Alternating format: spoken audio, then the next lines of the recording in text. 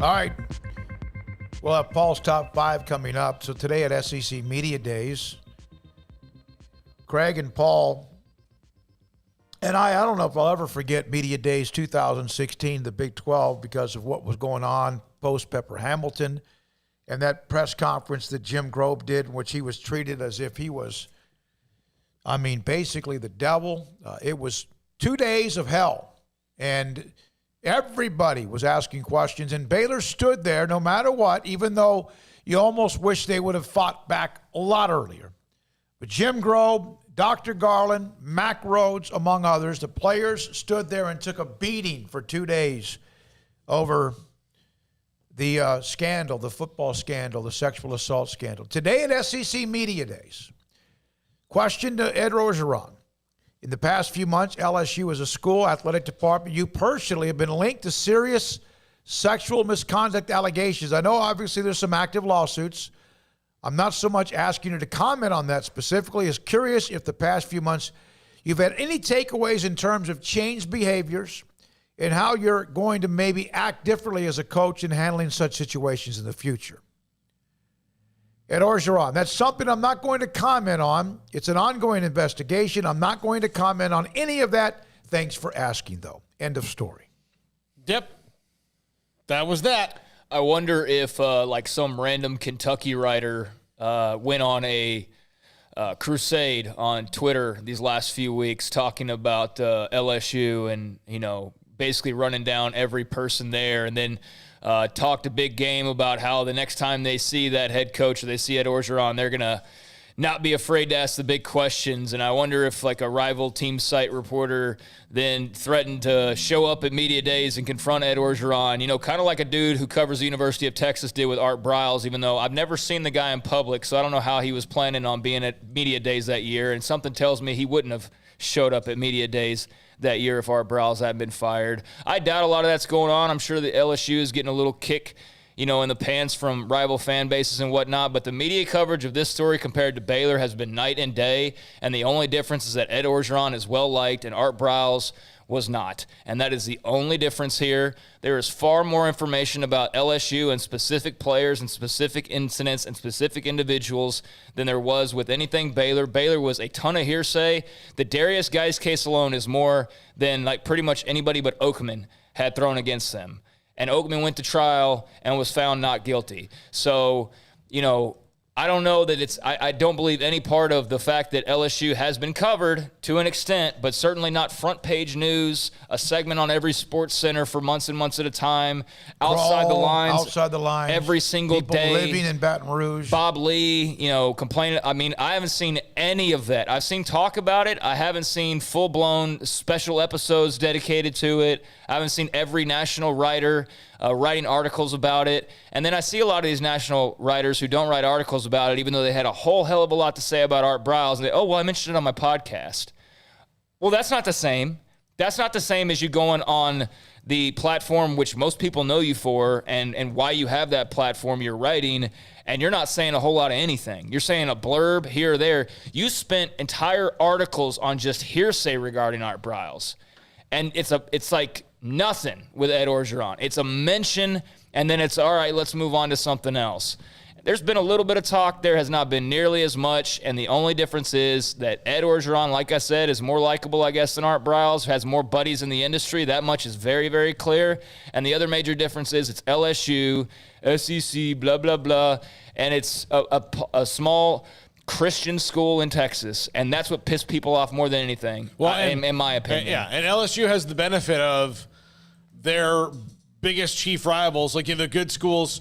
So part of that is that I don't know if anybody from, a Bama recruiting site or a Georgia recruiting site, and those are the two best teams outside of LSU consistently in the SEC, or a Florida recruiting site would go on an absolute rampage on this when the end goal was just to get those Baylor recruits to Texas. Yeah. That's what the end goal was. That's all it was. Was to get those players to go to Texas when it was clear that they would be, especially when they would be released from their commitments.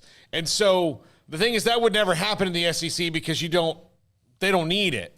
They don't need that. Texas apparently needed it, and what did it do for them? Didn't do jack nothing. S. It didn't do anything. Nothing. And so, again, if you're recruiting the right way anyway, you don't need players off somebody's roster, one. And two, you have to build around that. And two, it's just the SEC also doesn't eat their own. They just don't. And part of that might be, listen, you can bark at LSU all you want, but eventually the cold finger of fate's going to point at you. And I think the SEC schools were probably more familiar with that, which is why their fan sites didn't go on as much of a rampage, because they've all had something. And again, like Craig, you're right. Look, Ed Orgeron's been in college coaching a lot longer than Art Briles was. Art Briles, was in college coaching for a very short amount of time relative to Ed Orgeron. Ed Orgeron was a coach in the Hurricanes in the early 90s. He's been there forever.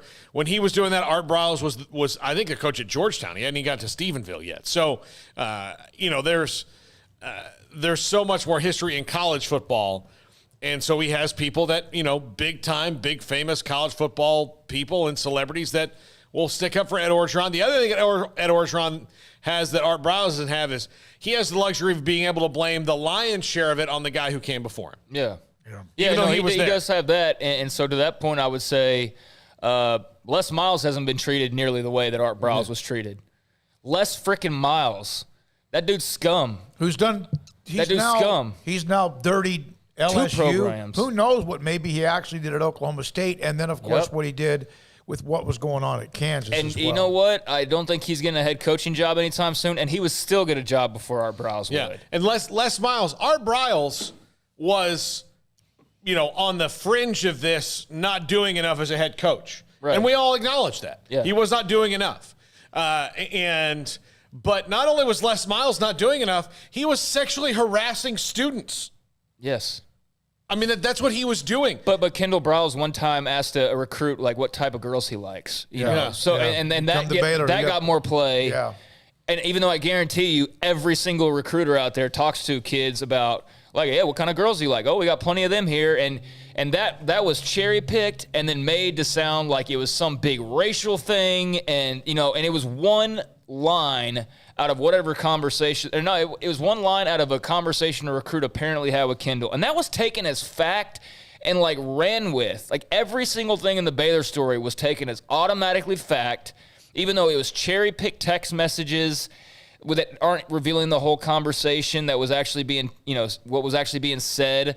You can do that to anybody and cherry pick a line or two, and if you don't know what they're talking about or the greater overall discussion, you can make somebody look bad, and that's what they did. They took every opportunity to make every little thing that came out massive. And with Ed Orgeron and LSU and Les Miles, Les Miles just disappeared. No one cares.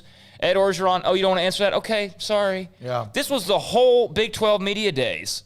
5 years ago. For 2 consecutive days. The first question for Bob Bowlesby was some OU Yahoo, some radio sidekick like a Cosmo Kramer Light and Norman Radio, jumping up and asking about Baylor. That was the first question of media days.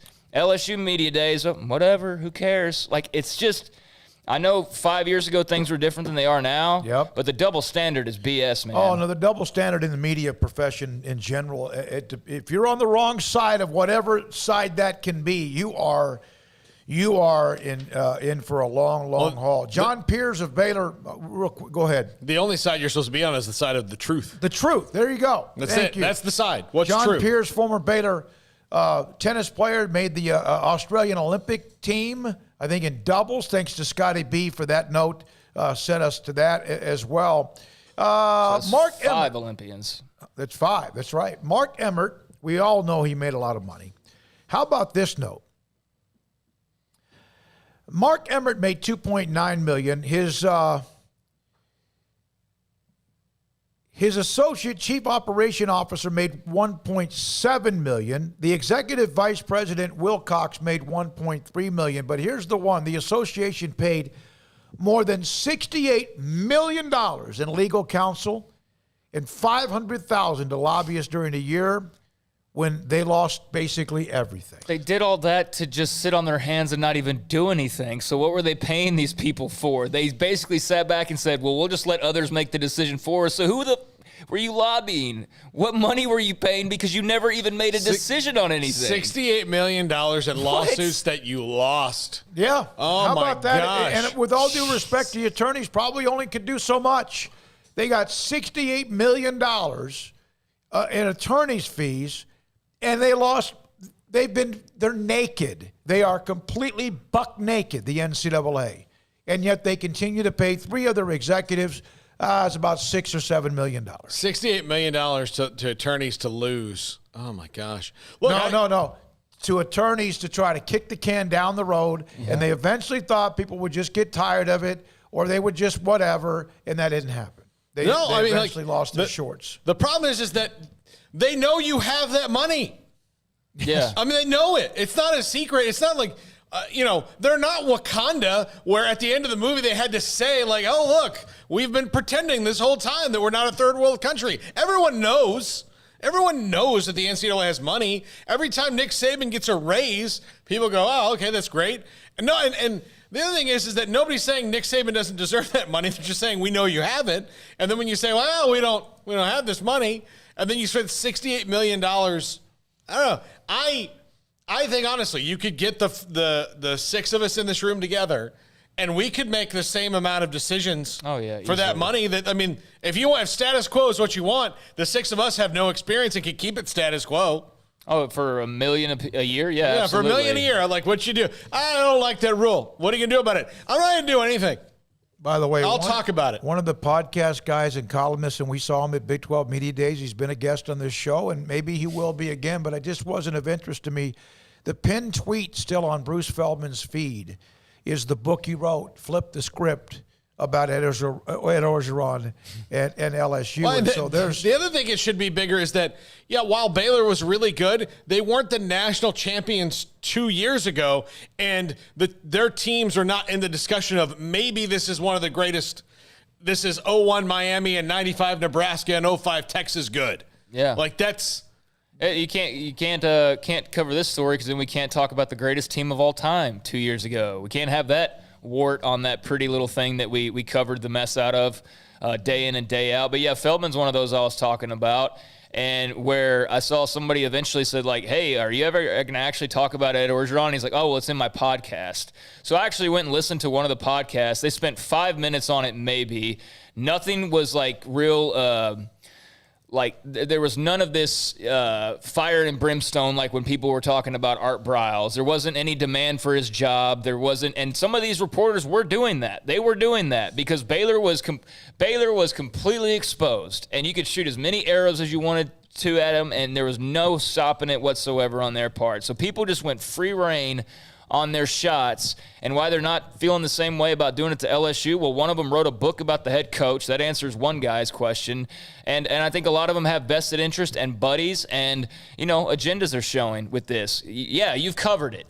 Now, tell me you covered it to the extent that you covered the Baylor story. Tell me that there's not more actually to chew on with the LSU story than there is with the Baylor story. You can't tell me there's not. So now you can't explain to me why there's not as much coverage other than it's this brand instead of this brand. It's absolutely obvious the reasons why this is different, and it's pretty disgusting, but it's what I've come to expect from a lot of media people. Yeah, it's pretty amazing. It really